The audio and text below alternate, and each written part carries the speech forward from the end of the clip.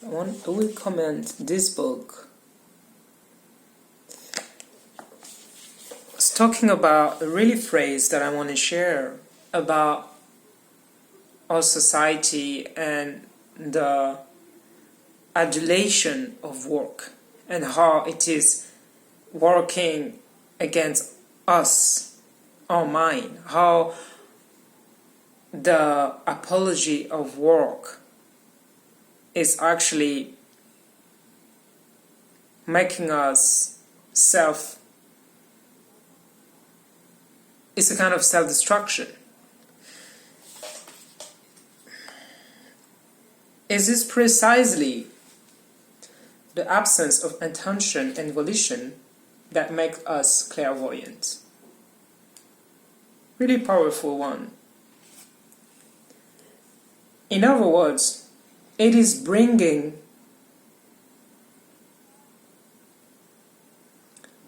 what is.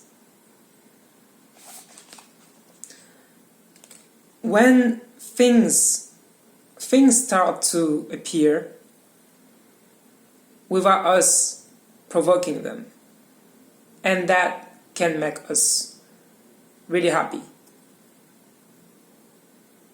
So there's also a phrase of Roland Barthes who is saying, sitting quietly without doing anything, spring comes and the grass grows by itself. So this passage that I wanted to share is to actually talk about the work culture and how it is working on our mind, and how inactivity is actually labeled in our society as something bad. People who don't work, they're losers. People who are not active are taking advantage of the society, they are useless, and so on. But actually, the really interesting thing that I'm talking about is that our human condition requires inactivity. Not inactivity as just the weekends or whatever, but the ability to daydream during the day, the ability to be. And what is really interesting in this book as well, it's not definitely not the first book that is talking about this, about the work in the 21st century, but here is interesting how this philosopher is really bringing up to light again the intrinsic fact that inactivity is actually a part of our humanity. Without inactivity, we are constantly hustling, we are in chain. We can't make what is within us, not in a sense of self-development or self-improvement. We can't reach the deep core of our emotion. We can't reach what we are going through. We can't reach the root of our issues or the root of our mental habits. So this I thought was a really good introduction about work, because sometimes we make people who don't have work feel really ashamed. There's also this really common philosophy of if you don't do something, then you're gonna end up getting not good or crazy or whatever. But actually, inactivity is also, in a lot of spiritual and tradition, a tool to purify oneself from within. When we are constantly encouraged to do stuff, to be there, do that, move, we can't really have a bird-eye view of what we are truly feeling.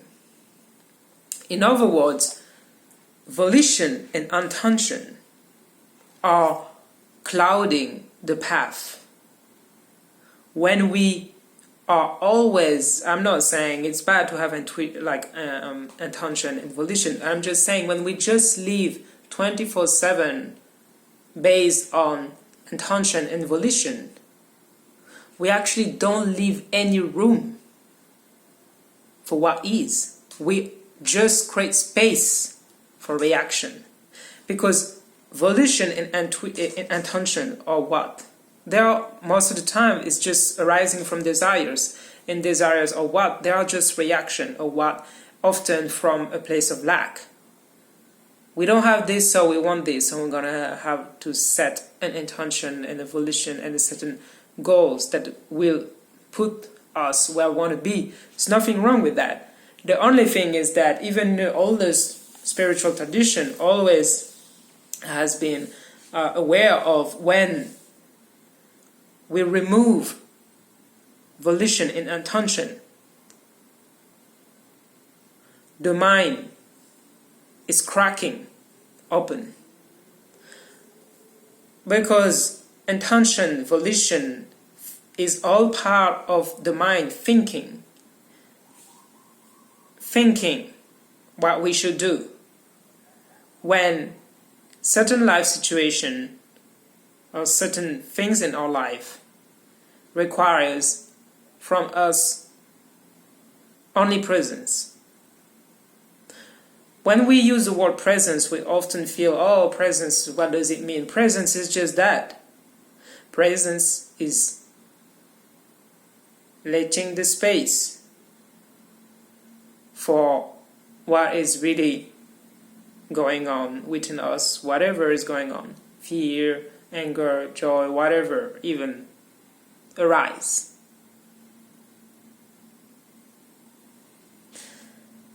So that's just a short sharing idea of this book that I read. Not completely finished, but I just wanted to share this idea of about inactivity and our relationship to time that they explain in the first couple of pages. So see you another day.